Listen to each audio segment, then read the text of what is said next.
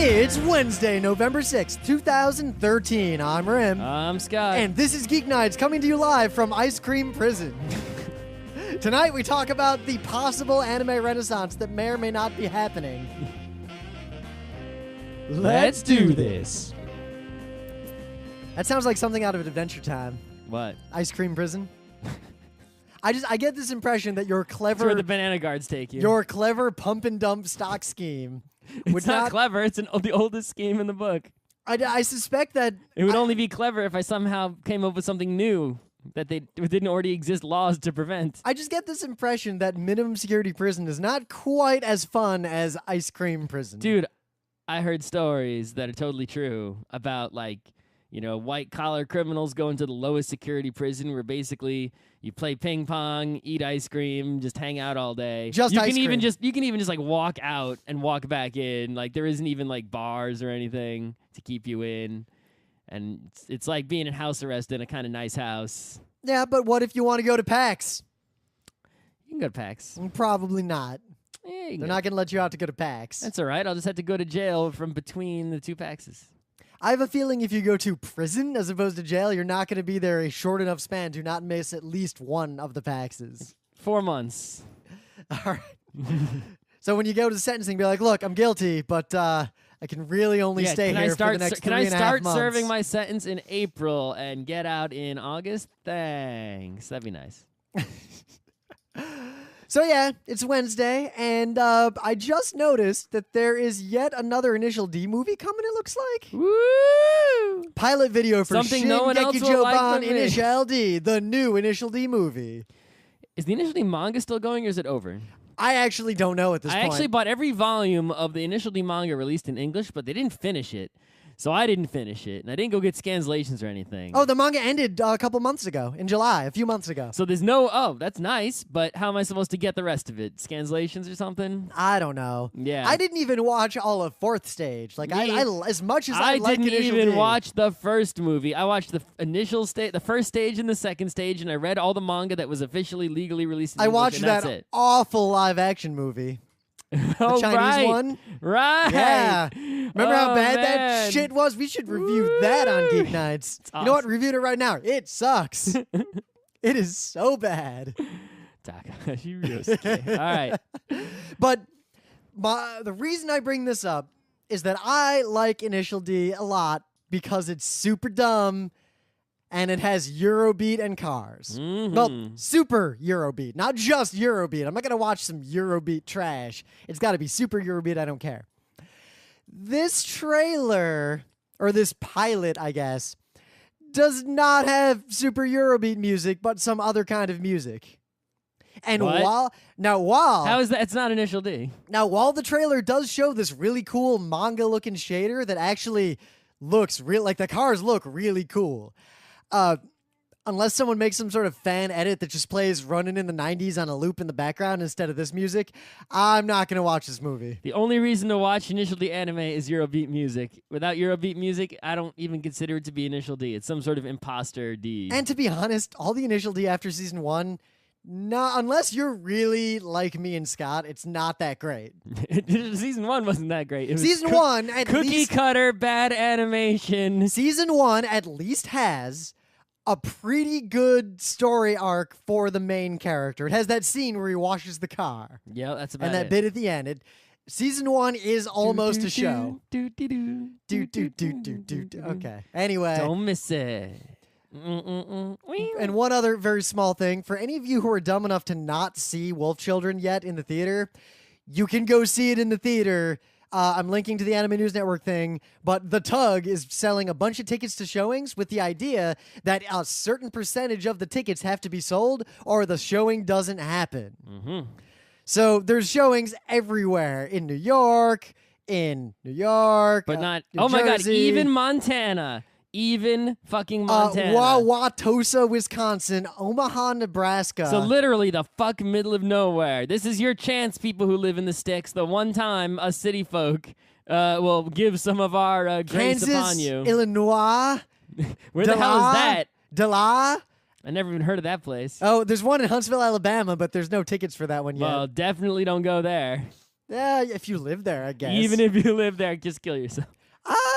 I've been to Alabama. It wasn't that bad. When were you in Alabama? I went to space camp. That was in Alabama? Yeah. It wasn't in Houston? There's multiple space places. I thought it was in Houston. Anyway. So, Wolf Children, dubbed, subbed, and you can go see it in the theater. It is an amazing movie, and if you're an anime fan at all, you should see this movie, and it's worth seeing in the theater. Mm-hmm. I think we reviewed it at one point. Go listen to that episode. Sure.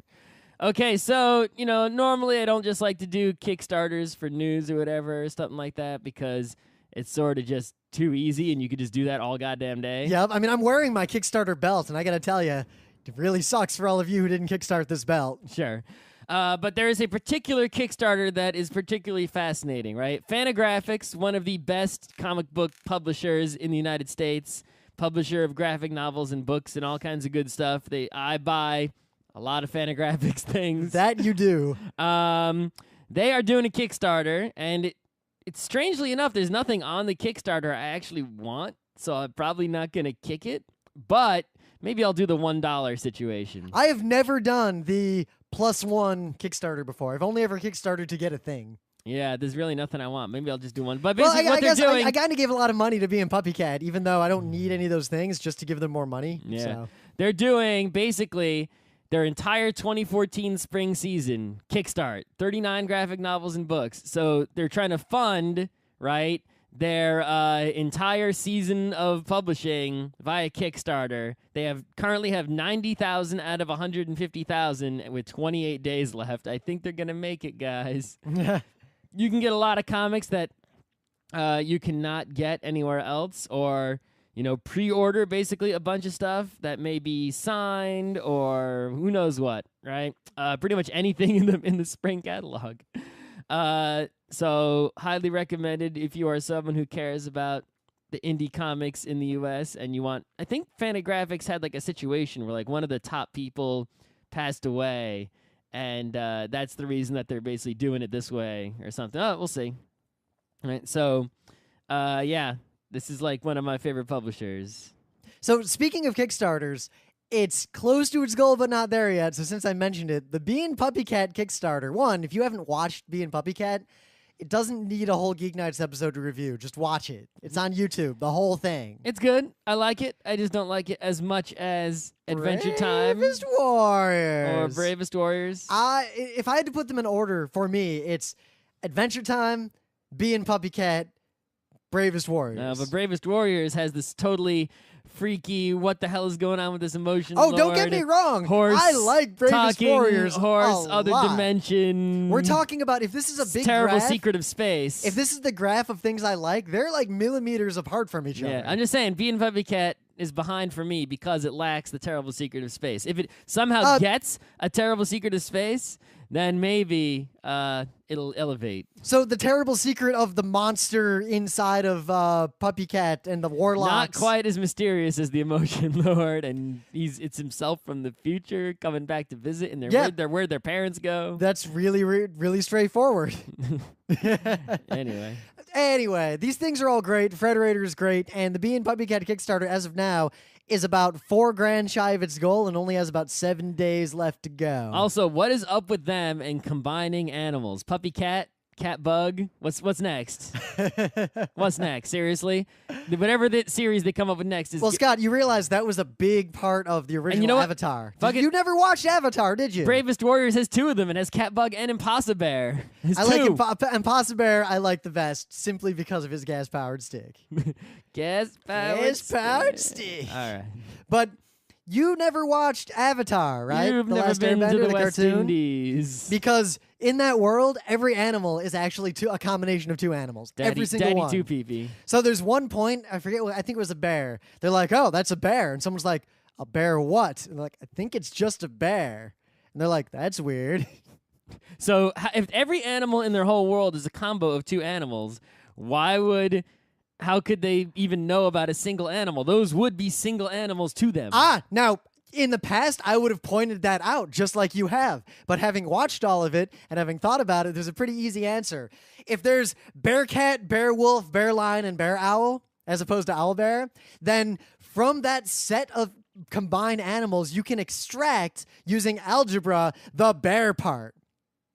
So you could basically reverse engineer what a bear is from the fact that there's so many animals that are bear something by taking the combined median of those animals. Okay, sure. But let's pretend in the real world, right? Eagle.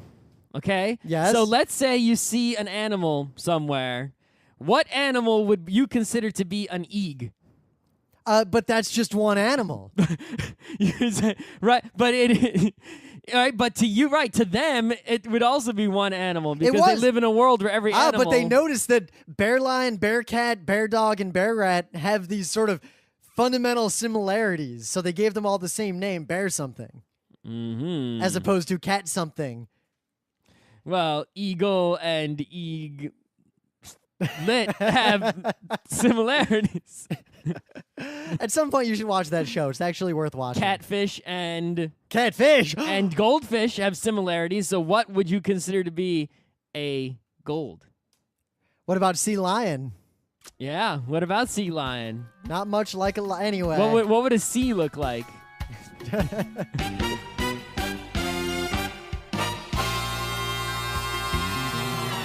But anyway, things of the day. Our good friend Judith, you may know her from the internet, shared this with us. Normally, I saw it before she shared it because I'm all internet-y. I saw it from her and other, because I don't check my Twitter constantly. I check it constantly. I saw it from multiple sources. Internet's at the same wired time, into my brain, and I did not analyze where it came from first.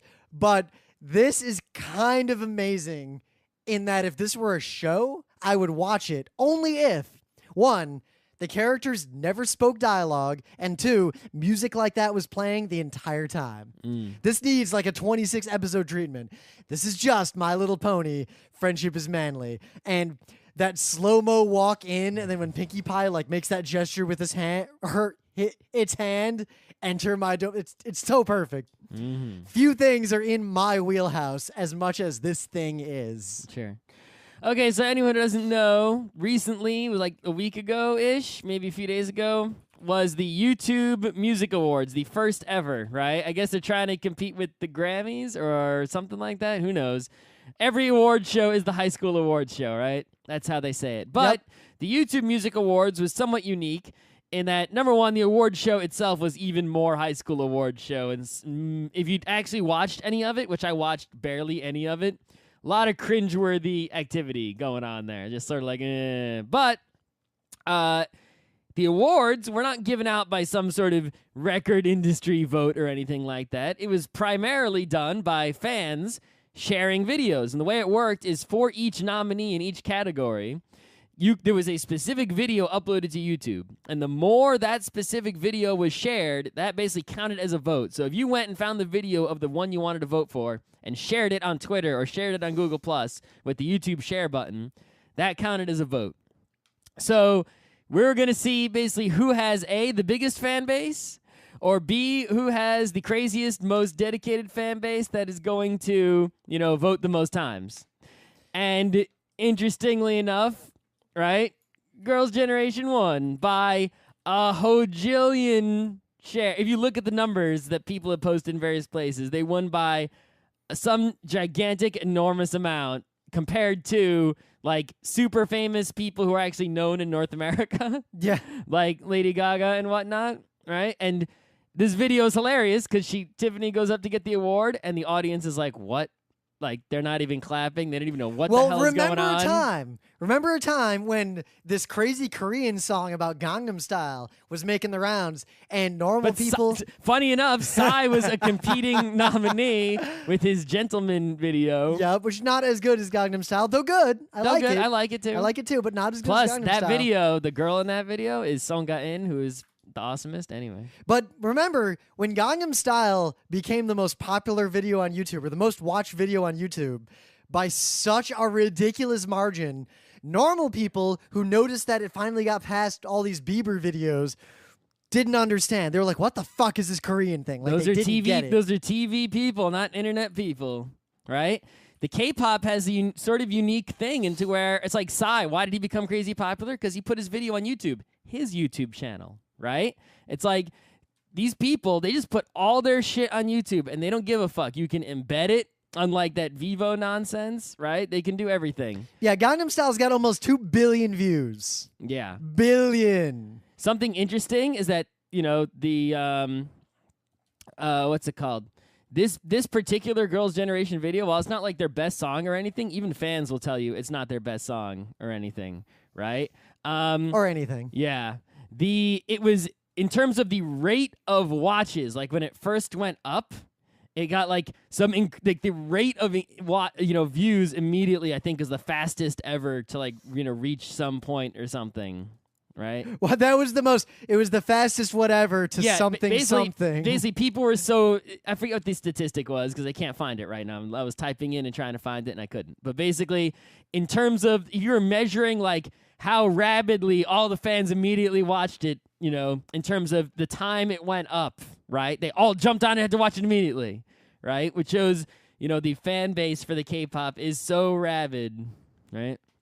And that's why they won this, because basically people were sitting there spamming shares. Yep. But the reactions, Scott and I were looking at this before the show, the reactions of people who were like, what? Some Korean thing? What the fuck? What about my Bieber? Yeah, basically, the YouTube comments are hilarious because you can see basically these North American people have no fuck clue what this is because they don't internet. But it's like, look, first of all, you don't internet, so you don't know what the hell this is. And two, you realize that, they're bigger in Asia than Bieber is here. Yep. And in Asia, there's like 3 people to every 1 person in North America. Never mind. Welcome to the world. Never mind the fact that there's a non-worldly human. There's a not insignificant number of people in America and North America, English speakers, who also do know what it is. Yep, because they're internet people and are probably more fans of that than they are of Miley Cyrus or whatever. Yeah. This reminds me so much of Mike Toole. Whenever soccer is on TV in the U.S., he retweets. Well, because basically what happens in the U.S. is if football is on, but where you live doesn't get any football games, or on NBC only has a football game at night. So during the football times on Sunday between 1 and 8 or 7, certain channels, NBC and even CBS or Fox, if you don't have a football game in your area where it's blacked out or who knows what, you're going to see soccer. That's what they show. But Mike Toole will retweet these people who are saying basically, the fuck? Soccer on TV? What? How? Oh my God. Like they can't believe that soccer is on TV. Yes, why don't you come, person who lives in the sticks and has never seen soccer, to the park near my house over in Flushing where, oh my God, it's completely 100% filled with people playing soccer every moment where no one is working. All the time, every day, all day. And they're going to even build like a soccer stadium there. They want to anyway because there is so much soccer. This moment that Scott's thing of the day is actually kind of important because it basically, we know that there's a disconnect between sort of standard pop culture and internet pop culture. But it really shows the extreme starkness of that divide that I don't think is that apparent to a lot of people. No. I mean, a lot of people I know literally had never heard of Miley Cyrus. Like, there's no connection between... And actually, when we watched the contenders in these awards, I actually did not recognize some of those groups. No. Or people, or whoever they are. Well, that video you watched didn't show all the nominees. But this thing to keep in mind, this is the top award, Video of the Year. This wasn't like one of the, lesser It's a prestigious awards. award. Well, it was the top award at the show, like winning, best movie at the Oscars. Like, was the top award you could possibly get at this place. Uh-oh. Right? But yeah, it's relevant to, the anime people because anime is, much like K-pop, almost entirely an Asian, but also internet, fandom. So think about the things you learn from this. One, anime is still made primarily for Japan, not for you. Right, but despite the fact that anime is basically hidden from the normal pop culture, right? It's as hidden in the pop culture as much as K-pop is, right? It is ginormous. Anime is bigger than you think it is. Right? But it's only big in the sovereign nation of the internet and Asia. Yes. And parts of France. Perhaps. So, in the meta moment, I got 2 auspicious emails just now. Ogre shipping. One of them... I noticed because you didn't have your ogres. That's the only thing it could possibly be. Well, 2 Am of I them, right? Well, Two Am I things. right? You were right. Oh, So look at that. one of them is a FedEx notification saying that a 28-pound package is on its way to my The apartment. other one says, Rim, we're delivering to you a table that will take up your entire Yep. living room so you can actually use that I'm package. just waiting for my doorman to call and be like, yeah, there's a tank down here. Actually, it's a box full of tanks. Do you need a hand cart? You need a Humvee to put Do you the want tanks- to purchase a storage room just to put it in without taking it upstairs? NASA is going to let you borrow the thing that moved the space shuttle so you can move these tanks around. I don't know if I'll ever even open or play this game. This was like the You haven't first even thing I played ever Risk kickstarted. Legacy. I know. I bought this because there wasn't much on Kickstarter back then. I didn't buy it on purpose because I knew better. We'll play it at some point. Yeah, what? Maybe. Yeah. And also, I got my invite from Scott for Google Glass just now. Oh, nice. Yeah. You So go, you get it? I'm going to get it, even if the prescription thing doesn't work immediately. I'm going to I saw a bunch of facts on people who wear normal glasses and the titanium band like on top of them as just a ghetto hack until the prescription lenses arrive. Oh, they would told me that they would email me when they invited you, and I don't have an email. They just emailed me, like just now. Well, I should get this automatic email. I don't know. Together. I only have 7 days. Like, you've got 7 days to click on this and give us a giant pile of money. I only had 14 days to click on the invite thing. Yeah. But I also might just go get contacts. I've never done the contacts Can thing. I poke you in the eye? No. You cannot poke me in the eye. I'll poke you in the eye anyway. You know, it's kind of a crazy aside, but I realized recently, because, I bike a lot. I've been biking my whole life, and Scott bikes, and Emily bikes, and I realized that I have never in my life had to deal with the problem of going so fast that there's wind in your eyes and you can't see. Like, I never even thought of that as a problem. I don't deal with that problem. I deal with the problem of there's shit getting in my eye from going too fast. Well, especially in, like, Brooklyn. Even like, just small bits of who knows what, right? Will like just get on my face and whatever. So that's why Google Glass comes with shades and shields. The shield is a piece of just clear plastic you can put on the Google Glass to just shield your eyes so that doesn't happen. If you want to say bike at night when sunglasses would not be a good idea. The shades. Oh, looks like the 7 train just went down too, so great news everywhere. Anyway, meta moment. The book club book is Aidoru by William Gibson. I've already read it. Cyberpunk classic of all time greatness. Did that you I start it haven't- yet? No. All right. I'm on easy mode because I already read it. I gotta load it up on my Kindle. I'm gonna continue When I get reading home. the 6th of the books that I read while I was waiting for Scott to read Stasiland. And after I finish that, I'll probably I'm read a busy 7th and doing 8th book. other shit that besides reading right now. I will reread Idoru because it's been a long time since I read it. Aidoru, I think. Isn't Well, it? yeah, it's idle. Right. As in virtual idol. So don't Japanese people say that as Aidoru? Yeah, but read the book. Okay. Read your show. Read your show. Other meta moment, we're going to be at MagFest doing a bunch of stuff. Actually, let me look at the schedule and see if anything's set in stone yet. We are also going to be at PAX East, I assume, Oh, yes. with a brand new lecture. hope. If you wanted badges, it's already fucking sold out. Don't even try. All badges We should gone. just only talk about conventions you can go to, and the only one you can go to that you should go to in the immediate future is MagFest. MagFest. MagFest. If you're not at MagFest, what the fuck is wrong with you? Also, Kineticon is not for a The long time. Australians might have an excuse not to go to MagFest. While Kineticon Maybe. is a long ways away, panel submissions are open, motherfuckers. Abie la submissions. If you enter your submissions now, and I just got 3 of them a little while ago, me and Scott and another person, the eggs, will be looking at them like now. We're already thinking about what we're Why going to don't you schedule. read one of those submissions to me? All right, here are the last 3 submissions. Oh, God. Okay. So, guys, I really need your submissions. We got the Homestuck Deathmatch. I hope those people aren't listening to this podcast. We got the Homestuck Dating Game. Uh-oh. And we got, Sherlock Holmes Through the Ages. Actually, sounds pretty cool. That sounds really good. Yeah. All right. So 1/3 of our submissions are quality. Please submit 3 times as many submissions as you sent in last year. Oh, my God. The Homestuck Deathmatch is literally our Barge episode. Not the Barge episode, our Deathmatch. Remember we did that nerd fanboy Deathmatch Yes. show? So it's that, but just Homestucks. I can't. I don't think we can say yes to that. And also, if you want us to do the most epic Homestuck panel ever, tell Zenkai-Con to accept it. Oh no, I don't.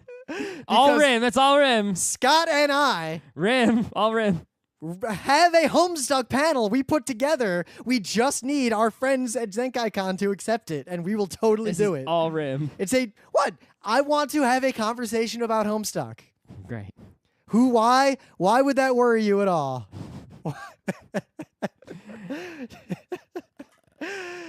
Yeah, also check out our awesome new forum and all our videos and all our Visit us stuff. on the internet. Our forum's in pretty... all the places that we live on the internet. Our forum is pretty badass, and you really should be a part of it. And you should help pay for it.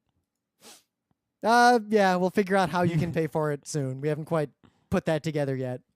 So, we noticed something, and I'm not sure if it's a real trend or not, but I think it's worth talking about because so many other people are talking about it. This is Rim's show idea. So I remember I would happily defer at any point to your show idea. I have no show ideas. All right, so we'll just sit here for another 30 minutes doing nothing. So, when Madoka Magica came out, it caused this sort of rekindling of interest in anime, but only among a certain subset of anime fans. Like, I noticed that people like me and Scott, and people who either have a sort of professional interest in the anime industry because they're journalists or something, or people who are just like really into anime and watch a lot of anime, all of those people who might not have watched a lot of things very recently watched Madoka. And it's sort of like they watched it even though they weren't otherwise watching anime. But then after Madoka was done, they pretty much just spent the next year complaining that nothing good came out since Madoka and re-showing Madoka to people who hadn't seen it yet. So it caused this it was like a tinder, but then it faded out. Didn't even smolder. But then Attack on Titan happened. And I ignored Attack on Titan like I ignore all new shows that come out.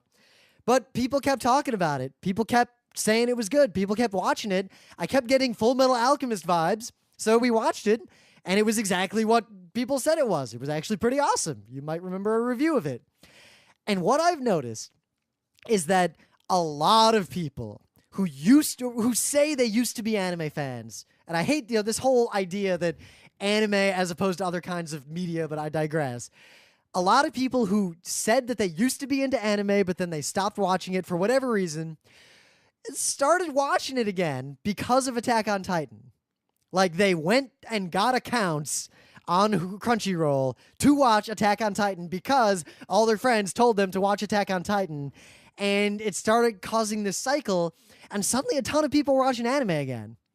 And I think a secondary thing happened, too, where I think a lot of those people started watching Crunchyroll to see Attack on Titan, and as soon as it ended, they'd kind of gotten used to watching anime again, and it just so happened that there's quite a few not terrible shows also coming out on Crunchyroll that they could just watch. Right. It's like and this isn't like, a lot of people posted about the Moe plague or whatever. The right? dread specter of Moe. Right. And they were showing stuff like, well, look, this has always existed. Here's an example of, horrible Moe from a long time ago. It just looked different, but it's always been there. It's not a new trend, right? That is not true. Go and look at the season sheets, right? All anime from a particular season, all on one piece of paper, right? The same way they make those JPEGs, and look at it for years in the 70s and the 80s, and you know what you're gonna see? It won't be mostly filled with Moe. There might be something on there that you can consider an old Moe or something like that, right? Or some old fan service show. They existed, but what you will find more often is legit shows that might have a little fan service, like some Tank Police, and you'll find mostly kids shows. If you look at the season sheets now, there's only a few kids shows, and some things that look like kids shows may also be Moe shows. You may recall our episode when we reviewed all that anime. And the number of shows that are purely fan service and whatnot are greatly increased, right? And the number of shows that are of interest to anyone who's not a pervert are greatly decreased. But if you compare, say, this season to a few seasons ago, there is a noticeable slight increase in things that, people who are not small children or perverts might actually care about and might actually be good. Now, there have been little bumps like this and pretty good seasons off and on. It's not a complete, oh my God, all anime is great. but it's like, oh, there's actually some animes to watch now. For a few years, there were basically no anime that were new that I cared about at all. Now, there were a couple of seasons where there were a few good shows, like we have now. We have this trickle. It'd be like a show, and then another show, right? It was like Madoka, that's a show. But there was a perfect storm. Madoka came out, but there wasn't a lot else coming out around the same time that would continue to smolder. Or there'd be a cluster of pretty good shows, but no blockbuster. But suddenly we had this perfect storm where Attack on Titan happened. It had wide enough appeal to get a lot of people watching anime again. And then a lot of those people stuck around. Mm-hmm. Because there were places for them to go. I mean, remember, Madoka ended, and we were like, oh my god, let's watch more anime. And there was nothing good, and then we started watching old anime again. But there are some B-tier shows that are sort of hiding underneath that are getting some views, right? So people come for the Attack on Titan and the Kill la Kill, which are saving anime. Space Dandy's going to follow it up so that we see some sustaining going on here, right? They're keeping the will alive with a few shows. But in between, it's like, well, look how long Space Brothers has been going. Oh, right? It's actually really good. Yeah. What's this eccentric family? Wow, that's not like anything I've ever seen before. Yeah, it's like there's these like second level of shows underneath to sort of wait around in, while you're waiting for these top tier shows to sort of keep the spirit alive. The thing is, will it keep going after Space Dandy? Space Dandy's going to come out in the US before it's going to come out in Japan. How crazy is that shit? Yep. Well, that happened with Big O too. I guess, sure. And the Trigun movie really only happened because of the international audience. But it's interesting. Right, Trigun movie. Never saw it. Yeah, I have it. Okay. I've had it since when it came out. I got a copy of it with translations immediately, and I never felt the desire to watch it that much. Even though I really like Trigun. Sure. But what's really, the reason I thought of this, and I was thinking about more and more like why this is happening right now, is that I have a lot of friends. We have people in the Front Row Crew and people we know are really into anime. Like, we all went to RIT, which is like the anime epicenter. Mm-hmm. And, the biggest anime club. Like, there's a lot of really big reasons why anime fandom had a huge sort of stronghold in Rochester, New York, because of the RIT Anime Club. And most of the people I knew weren't watching anime anymore, who were a big part of that. They were as into anime as we were. Like, that deep. Every weekend, marathoning shows like Ava and Eska and all these things. And they kind of just stopped watching. And they didn't know Madoka existed or was good. This past weekend, two good friends, deeply into anime, didn't even know the deal with Madoka. So I showed it to them. They're like, oh, fuck. Oh, hey. Maybe we should watch anime again. But the reason that they didn't say, oh, well, you want to watch Madoka? Like, oh, let's watch Madoka. I showed that to them. The anime they brought up, they're like, yeah, we're going to start watching anime again, was Attack on Titan. Yep. So because what is it? Why did Attack on Titan get such a wide appeal that Madoka did not? Mm-hmm. Like, what's the difference? Just the way it looks. Right? Madoka, you just look at it, you think it's a magical girl show. You're not going to watch that. I mean, we ignored it until people we trusted said, guys, it's not what it looks like. Watch it. Lots of people said. I mean, My Little Pony, guys, it's not what it looks like. Watch it. Yeah, but now this Kill anime... la Kill is exactly what it looks like. But Attack on Titan, Space Dandy, you don't need to tell someone it's not what it looks like. It is what it looks like. Exactly. Right? I mean, Kill la Kill, you watch the first 5 minutes of that, you're like, this show is exactly what it professes to be. Yep. It's like, you don't, and, people who aren't... There are people who like anime. They will watch it, all right? They watch the big shows, right? They're not those crazed anime fans that actually anime is their primary geekery and they watch all the animes no matter what. It's like they just like anime and they watch the big shows. And we're sort of in that category. We're a little deeper than that, but most people I know, anime is not their primary geekery, but they all like it. They all know about it. They're fans of it and they watch the big items, right? And if there aren't any big items, they don't watch anything. And now there is actually, it's like you don't want to start saying that 3 to 4 items is suddenly a trend.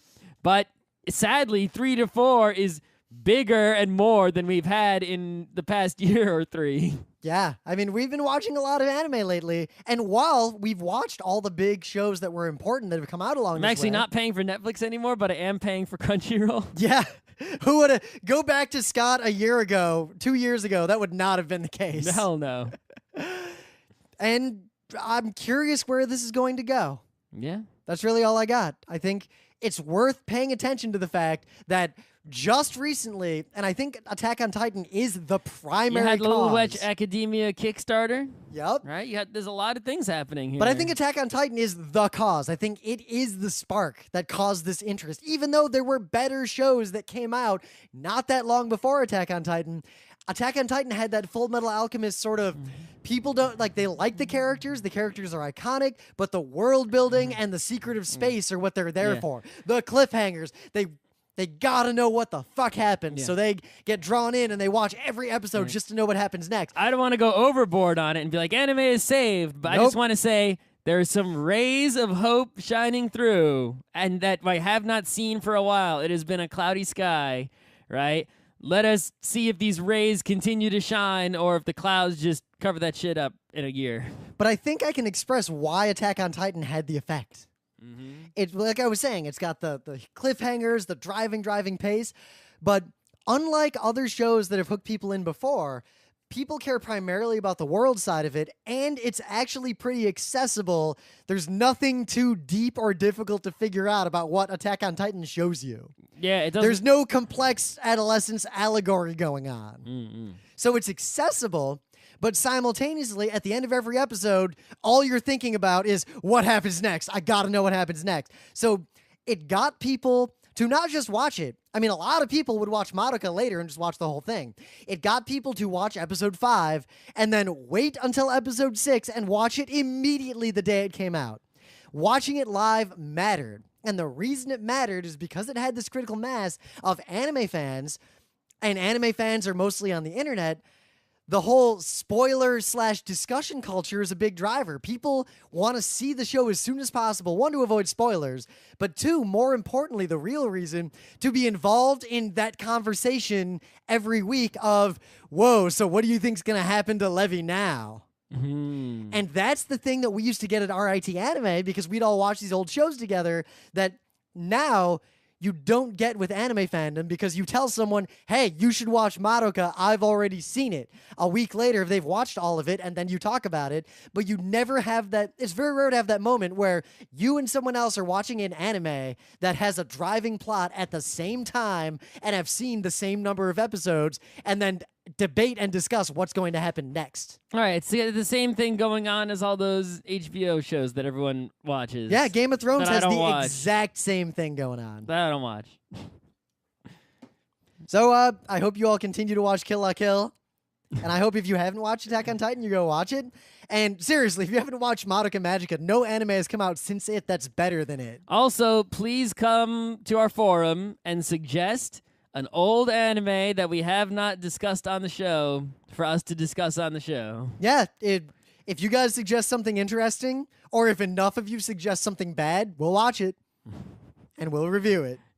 Don't say something stupid. Well, we've already reviewed Apocalypse Zero. Well, they might be like Orotsuka Doji La Blue Girl. I would not be opposed to reviewing those. I haven't watched either one since forever. So we'd have to watch them again, I guess. Don't really want to do that. Nah, but I think it might be funny. Because as you recall... I'm sure it'll make a great Geeknights episode. It just won't make a great 90 minutes of my life spent watching either one.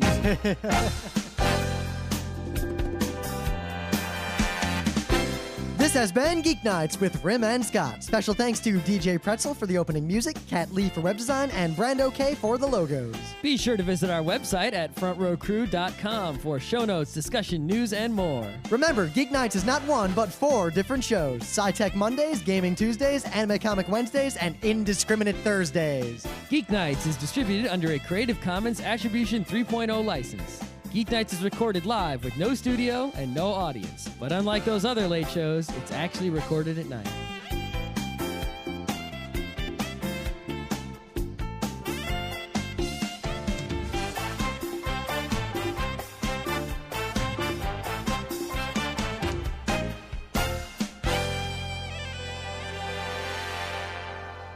Really like me and Scott, it's not that great.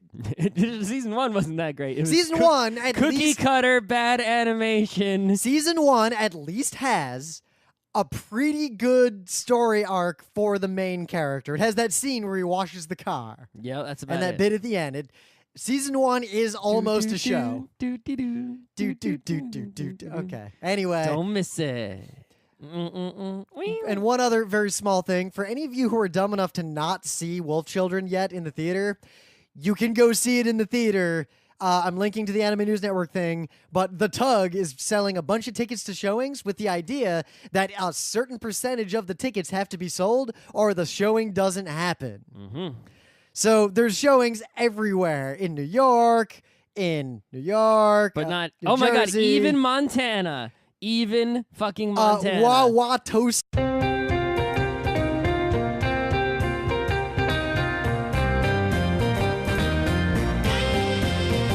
It's Wednesday, November 6th, 2013. I'm Rim. I'm Scott. And this is Geeknights coming to you live from Ice Cream Prison.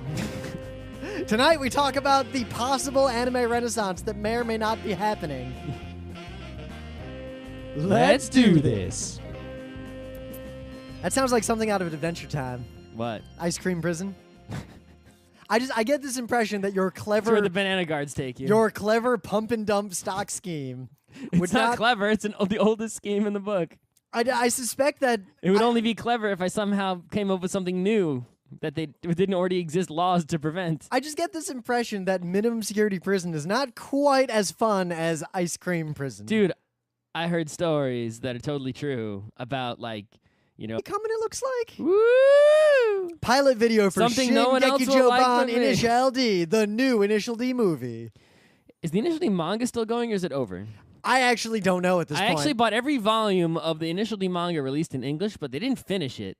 So I didn't finish it, and I didn't go get scanslations or anything. Oh, the manga ended a couple months ago, in July, a few months ago. So there's that's nice, but how am I supposed to get the rest of it? Scanslations or something? I don't know. Yeah. I didn't even watch all of Fourth Stage. Like I as much as I like didn't Initial even D. watch the first movie. I watched the initial stage, the first stage and the second stage, and I read all the manga that was officially legally released in I English, watched and that that's it. awful live action movie.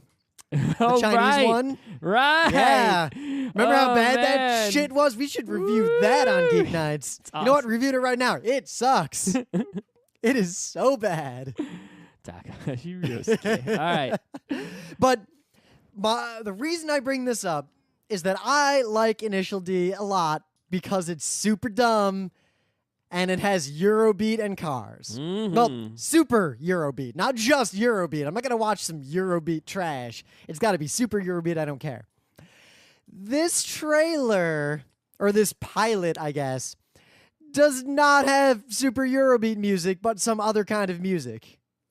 And What? while How is that? It's not Initial D. Now, while the trailer does show this really cool manga-looking shader that actually looks real, like the cars look really cool, unless someone makes some sort of fan edit that just plays Running in the 90s on a loop in the background instead of this music, I'm not going to watch this movie. The only reason to watch Initial D anime is Eurobeat music. Without Eurobeat music, I don't even consider it to be Initial D. It's some sort of imposter D. And to be honest, all the Initial D after season 1, unless you're The white-collar criminals go into the lowest security prison where basically you play ping pong, eat ice cream, just hang out all day. Just you ice can even cream. you can even just like walk out and walk back in. Like there isn't even like bars or anything to keep you in.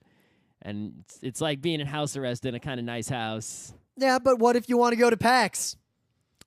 You can go to PAX. Probably not. Yeah, you can They're go. not going to let you out to go to PAX. That's all right. I'll just have to go to jail from between the two PAXs. I have a feeling if you go to prison as opposed to jail, you're not going to be there a short enough span to not miss at least one of the PAXs. 4 months. All right. So when you go to the sentencing, be like, look, I'm guilty, but I can really only stay here for the next 3.5 months. Can I start serving my sentence in April and get out in August? Thanks. That'd be nice. So yeah, it's Wednesday, and I just noticed that there is yet another Initial D movie.